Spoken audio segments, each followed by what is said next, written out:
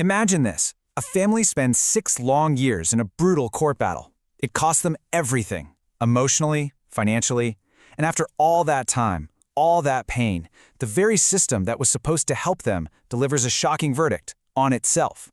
This is the incredible story of one family, 2 kids, and the justice system that had to admit it had failed. So how did it all go so terribly wrong? You know, you just don't see this happen. It is so rare for a high court to criticize itself this bluntly, this publicly. That one sentence tells you that this wasn't just some minor legal oopsie. No, this was a catastrophe. And that right there, that's the million-dollar question we're going to unpack.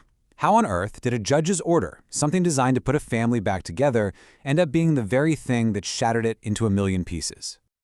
To really get what happened, we have to rewind the clock. We need to look at the one single decision that kicked off this whole disastrous chain of events. Okay, so here's the timeline. A couple splits up back in 2016. And for a while, they make it work. But then, in June 2022, everything changes.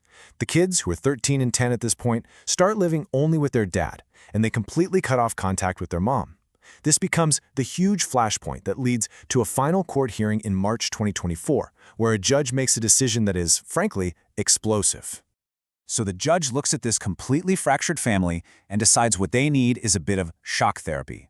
He was absolutely convinced that the father was turning the children against their mother, and he thought he could fix it all with one big, dramatic order that would force a total reset on their lives. And when we say shock therapy, how extreme are we talking? Well, the judge handed sole parental responsibility over to the mother. He ordered the kids to immediately pack up and move in with her, even though they'd been living with their dad for almost 2 years. And then came the knockout blow, a 6-month no-contact moratorium. I mean, nothing. No calls, no texts, no visits. A complete and total severance of these kids from their father. So, the gavel comes down. The legal papers are all signed and sealed. But out in the real world, the children, well, they were about to deliver a verdict of their own. The appeal court later called the orders wholly unworkable. And they weren't kidding, because when the mother tried to enforce the court's decision, tried to bring her kids, now 15 and 13, to her home, they just ran away. That single act of defiance sent a message louder and clearer than any lawyer ever could. This order will not stand. Okay, so the kids just demonstrated that the order was a total failure in reality. Now it was time for the father's lawyers to prove it was a failure in the eyes of the law, too. You see, the judge's entire decision hinged on this one finding, that the father had committed family violence. Now, under Australian law, that term has a really specific 2-part test. First, there's the core test. The behavior has to actually coerce, control, or make someone afraid. Then, the law gives a list of examples of things that might count. You have to satisfy both parts. And this, right here, is the fatal mistake the judge made. He saw the father's actions, keeping the kids from their mom, and he said, hey, that looks like one of the examples on the list. But then he took a massive leap. He jumped straight from it looks like an example to it is family violence. He completely skipped the most crucial step, analyzing if the father's actions actually met the core test. He basically confused an illustration for the actual law itself.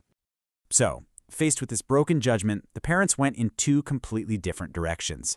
The father launched this laser-focused legal attack, targeting that specific error the judge made.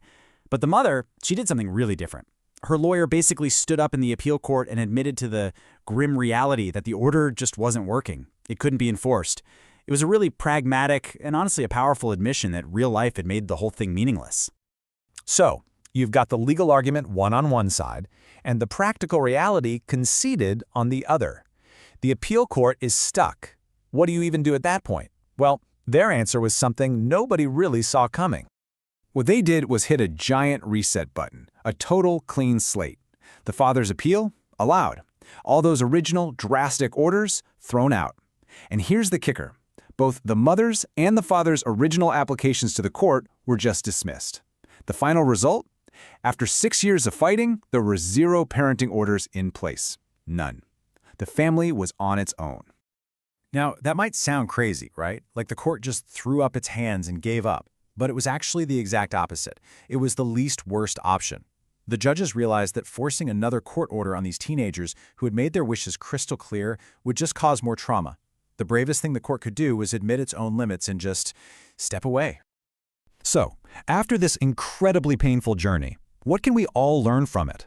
I think this case gives us 3 really powerful takeaways. Lesson number 1, and this is a big one. A win in court can be a devastating loss in real life. The mother got exactly what she asked for on paper. She won.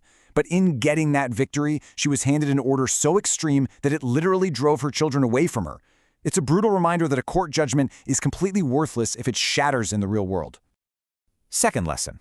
The law demands precise logic, not just feelings.